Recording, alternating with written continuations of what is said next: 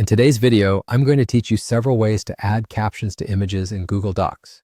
Now, you might have noticed that Google Docs doesn't offer a built-in caption feature, which can be a bit challenging when you're trying to create polished, professional-looking documents. But don't worry, there are several effective workarounds that you can use. Let's start with the first and simplest method. This involves typing text directly below the image. Once you've inserted your image into the document, all you need to do is add a new line right underneath it. Type your caption there and take a moment to center it. Now, to really give it that caption look, you might want to adjust the formatting a bit. You could make the font smaller or italicize it, and perhaps opt for a lighter color.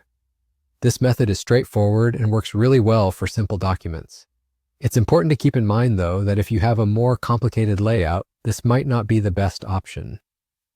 Moving on to the second method, which involves using a text box.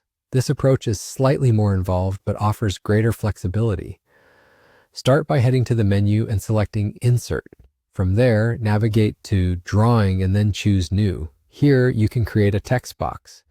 Within this box, go ahead and type your caption and don't shy away from customizing the font, size, or style to suit your needs. Once you're satisfied, click Save and Close. Your caption will now appear as an object in your document. What's great about this method is that with text wrapping, you can easily move and position the caption precisely under the image. Finally, the third method combines both the caption and the image into a single object, making them easy to manage together. You'll begin by going to Insert, then Drawing, and again, select New.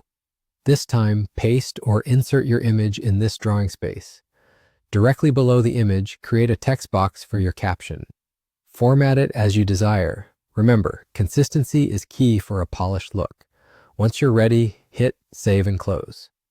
What's really useful about this option is that the image and caption stay grouped as a single unit. If you decide to move the image around later, the caption will move with it.